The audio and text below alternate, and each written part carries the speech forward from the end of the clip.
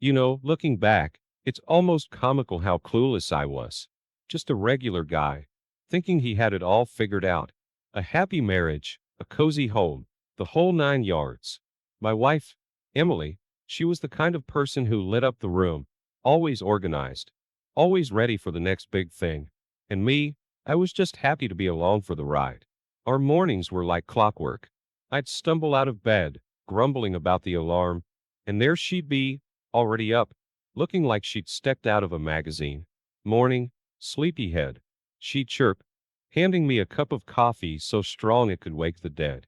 I'd grunt in response, still half in dreamland. But man, that coffee was good. Breakfast was our little ritual. Scrambled eggs for me, oatmeal for her. We'd sit at our little kitchen table, chatting about this and that. It was comfortable, like wearing an old pair of jeans. She'd talk about her work, and I'd nod and throw in my 2 cents, mostly about sports or the new grill I was eyeing. The days were pretty routine. I worked at a local garage, fixing up cars. It wasn't glamorous, but I liked it. Getting my hands dirty, solving problems, it was straightforward, unlike, say, relationships. Emily worked at some fancy marketing firm. She was always on about campaigns, strategies, stuff that went right over my head, but I loved seeing her eyes light up when she talked about it. Evenings were our time to unwind. We'd cook dinner together. Well, she cooked. I mostly just tried not to burn the place down. We'd talk about our day, laugh at some silly joke, and settle in to watch a bit of TV. I remember thinking, this is it, the good life. But it wasn't just the big things that made our life great. It was the small stuff too. The way she'd leave me notes in my lunchbox, or how we'd compete in silly board games, laughing until our sides hurt. It was in the way she'd look at me, like I was the only guy in the world. I guess I took it for granted. Then came the week that changed everything. Emily was all packed for a work trip.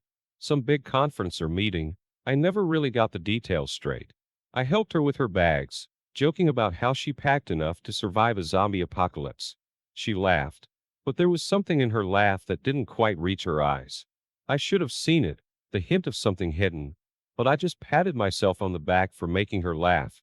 I drove her to the airport, and we said our goodbyes. Take care of yourself, she said, and no bachelor parties while I'm gone. I laughed, promising her the house would still be in one piece when she got back. I watched her walk away, her suitcase trailing behind her, completely oblivious to the storm that was about to hit. The house felt empty without her. It's funny how someone's absence can feel so loud. I went about my days, working, eating, sleeping, but it was like I was just going through the motions. Something was off, but I couldn't put my finger on it. Maybe it was just the quiet, or maybe it was something else, something lurking just beneath the surface of our picture-perfect life. But hey, I was just a regular guy, living a regular life.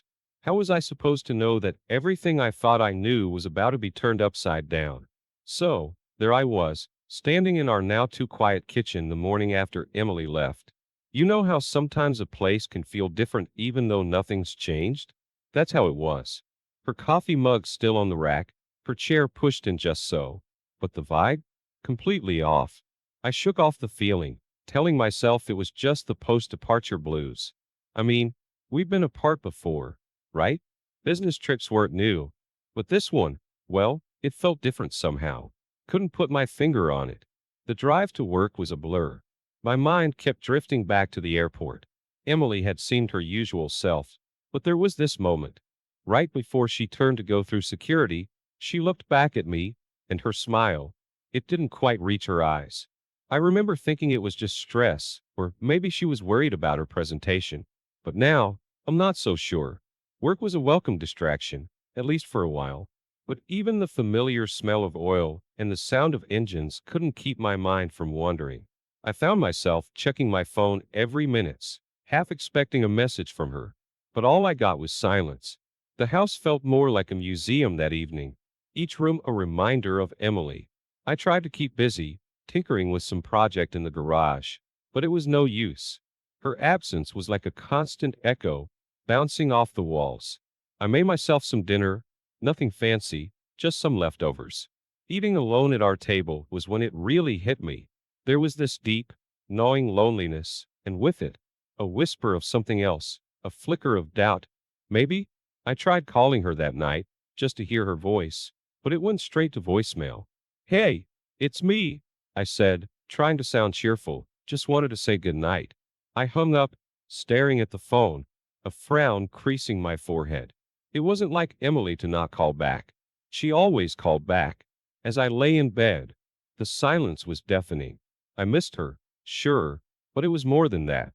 It was like this invisible thread that had connected us was stretching, fraying at the edges. And in its place, a growing sense of unease was weaving its way through my thoughts. I tossed and turned, trying to shake off the feeling, but it clung to me, stubborn as a shadow. I tried to convince myself it was nothing, just the distance playing tricks on my mind. But deep down, I knew it was more than that.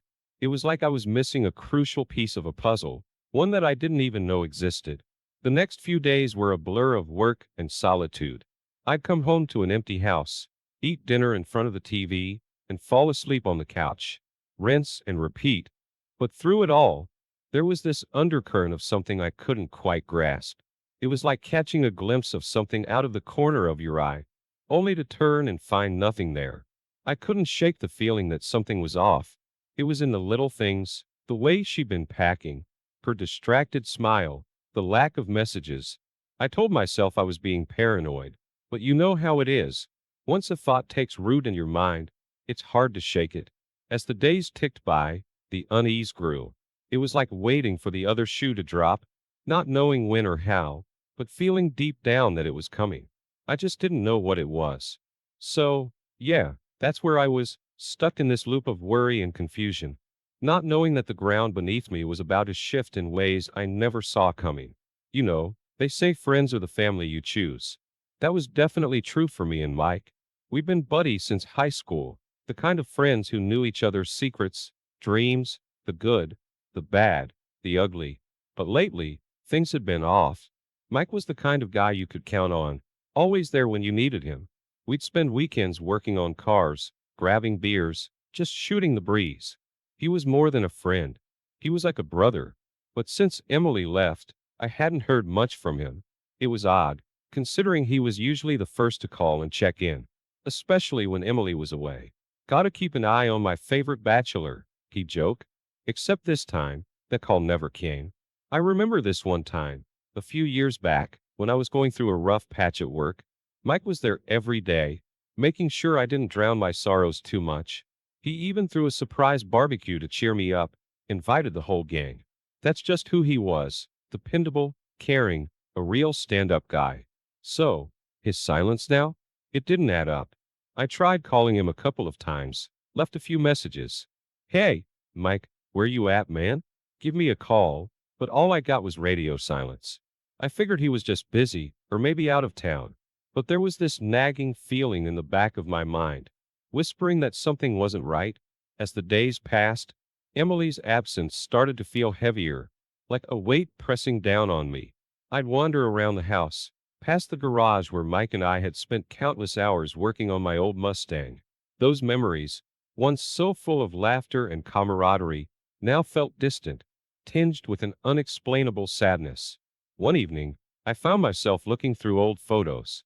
There was Mike and me at a football game, faces painted, cheering like lunatics, a mother of the three of us, me, Emily, and Mike, at our annual New Year's Eve party, arms slung around each other, smiling like we didn't have a care in the world. I couldn't shake the feeling that I was missing something, a piece of a puzzle that was right under my nose. It was like trying to remember a dream. The more you reach for it, the more it slips away. I decided to swing by Mike's place after work, unannounced. Maybe he was just going through a tough time and didn't want to bother me. Yeah, that had to be it. But when I got there, his truck was in the driveway, and something in my gut twisted. Why wasn't he answering my calls if he was home? I knocked, but there was no answer. Peering through the window, I saw his living room. Lights off, eerily quiet. It was like he was deliberately avoiding me. Driving back home, my mind was racing with questions. Mike's strange behavior, Emily's distant air before she left, the unsettling quiet of my own home. It was like a puzzle with missing pieces. I lay awake that night, staring at the ceiling, the shadows playing tricks on my eyes. The more I thought about it, the more I realized that something was fundamentally off. Mike's absence, his silence, it wasn't just strange. It was a warning sign I couldn't ignore. I didn't know it then, but I was on the edge of a revelation that would turn my world upside down. Trust, once unshakable, was about to be tested in ways I never imagined. You ever get that feeling where things just start to unravel, thread by thread? That's how it was for me. Things with Emily, with Mike, it was like I was watching a slow motion crash, and I couldn't do anything to stop it. The first odd thing was the credit card bill. I'm not the type to pour over every expense, but this one caught my eye. A charge for a fancy restaurant, the kind Emily and I would go to on special occasions, but this was on a day she was supposed to be at her conference. I remember staring at it, this nagging feeling in my gut. Then there were the calls, or more accurately, the lack of them. Emily always called, every night when she was away, but this time, it was like pulling teeth to get her on the phone. And when I did, she was distant, her laughter forced. Just tired from the meetings, she'd say, but it didn't sound like tiredness. It sounded like something else, something she wasn't telling me. I tried to shake off the feeling, telling myself I was being paranoid. But then, there were these little changes in her stories, inconsistencies that didn't add up. She'd mention a workshop, then later talk about a client dinner at the same time. When I asked, she'd brush it off, change the subject. It was subtle, but it was there. And Mike, well, he was still Mia. I'd swing by his place, call him, but nothing. It was like he'd dropped off the face of the earth. I couldn't help but connect the dots. Mike's disappearance, Emily's evasive behavior. It was a puzzle I didn't want to solve. One night, I found an old photo of the three of us at a barbecue. We were all smiles, the picture of good times. Looking at it, I felt this overwhelming sense of loss. It wasn't just the suspicion, it was the realization that maybe I didn't know these people as well as I thought I did. I started paying more attention, noticing things I'd missed before. Like how Emily's phone would light up with messages she quickly swiped away, or how she'd become guarded, almost secretive, about her plans. It was around then that I stumbled upon an old earring under our bed, not one of hers. My heart stopped. It was like every movie cliché, but there it was, a shiny piece of betrayal, lying innocently on the carpet. I held it, this tiny, damning piece of evidence, and felt the walls of my reality crumble. I confronted her about it when she called next. Her explanation was flimsy. Oh, that must be from Sarah when she stayed over last month. But Sarah didn't wear earrings like that. The lie was so blatant, so clumsy, it took my breath away. Sleep became elusive. I toss and turn, replaying everything in my mind. The lies, the inconsistencies, the silence from Mike. It was like I was living in a fog. Everything familiar now foreign and suspect. I knew I had to face the truth, no matter how much it hurt. But there's a part of you, that clings to the hope that you're wrong, that there's a perfectly good explanation for everything. But deep down, I knew. I knew that my life as I knew it was coming undone, thread by painful thread. And the worst part? I was scared to pull at those threads, scared of what I'd unravel. You know that moment in movies where the hero's world crashes down around him? Yeah, I lived that. It was a Tuesday, just an ordinary day, until it wasn't. It started like any other day since Emily left. I was mechanically moving through my routines, my mind 1,000 miles away. Work was a blur, and I found myself checking my phone every few minutes, a habit I couldn't shake. Then, the call came. Not from Emily, not from Mike, but from a number I didn't recognize. "Is this Jack?" A voice asked, a voice I'd never heard before. "There's been an accident." My heart stopped. An accident? What do you mean? Who is this? The voice belonged to a nurse at the local hospital. She was hesitant, her words careful. "Your wife, Emily, she's been in a car accident. And, there's someone else? A man. They're both in critical condition." The floor might as well have fallen away beneath me. A man? What man? But I knew, even before she said his name. Mike. I don't remember hanging up or getting to the hospital. I was running on autopilot, my mind a whirlwind of confusion, fear, and a growing sense of dread. The hospital was a maze of white walls and hushed voices. I found the nurse who had called me. Her eyes were sympathetic. But it was the pity in them that hit me like a punch to the gut. They were brought in together, she said gently. They've both been in surgery. Questions raced through my head, but my mouth couldn't form them. My wife, my best friend, together? It didn't make sense, or maybe it made too much sense. I was led to a waiting room, a sterile space filled with hushed tones and worried faces. But I was alone in my bubble of disbelief, alone with the truth that was slowly sinking its claws into me. Hours passed, every minute stretching into an eternity. Doctors came and went, speaking in soft, clinical tones. Words like stable and recovery floated around, but they sounded like they were coming from underwater. And then I saw them, wheeled out on their gurneys to their respective rooms. Emily, so pale and fragile looking, tubes and wires snaking from her body, and Mike, bruised and broken. A stark contrast to the larger-than-life figure he'd always been. The reality of it all hit me then. The lies, the secrecy, the sudden absences. It wasn't just an affair, it was a betrayal of everything I believed in, everything I lived for. I stumbled out of the hospital, gasping for air. The night was cold, the stars blurred by my tears. How had it come to this? How had I been so blind? The drive home was a nightmare. Images of Emily and Mike, together, laughing, sharing moments that should have been mine. They tormented me, twisting the knife deeper into my already bleeding heart. I sat in our dark living room, surrounded by memories that now felt like lies.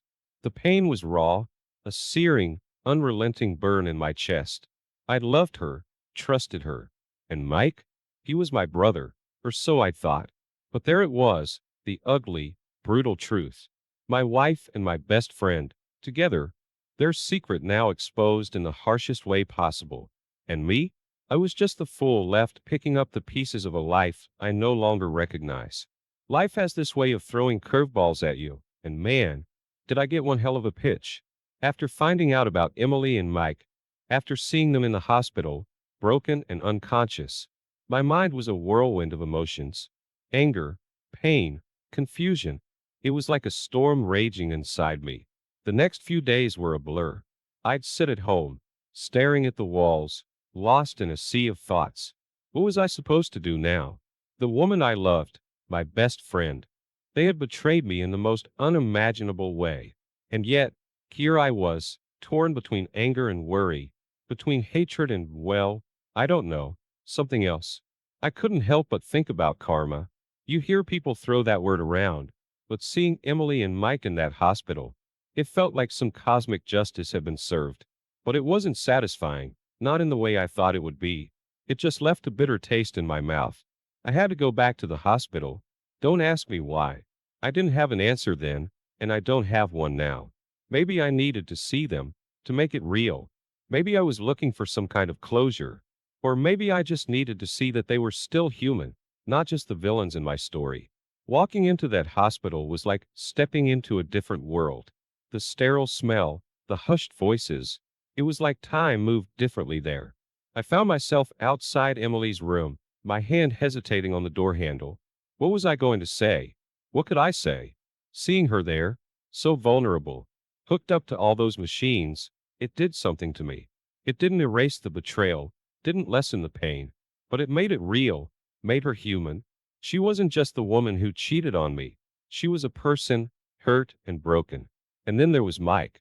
Seeing him in that state, unconscious, fighting for his life, it brought back a flood of memories.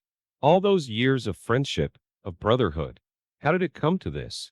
How did we end up on such a collision course? I was angry, yeah, furious, even. But as I sat there, in that cold, sterile hospital room, looking at the two people I had trusted most in the world, I felt something else too. Sadness, maybe, loss. It was like I was mourning the life I thought I had, the people I thought they were. The days that followed were a mess of emotions. I'd swing from rage to despair, from hatred to something like pity. I felt like I was being torn in half, not knowing how to feel, what to think. I spoke to the doctors, got updates on their conditions.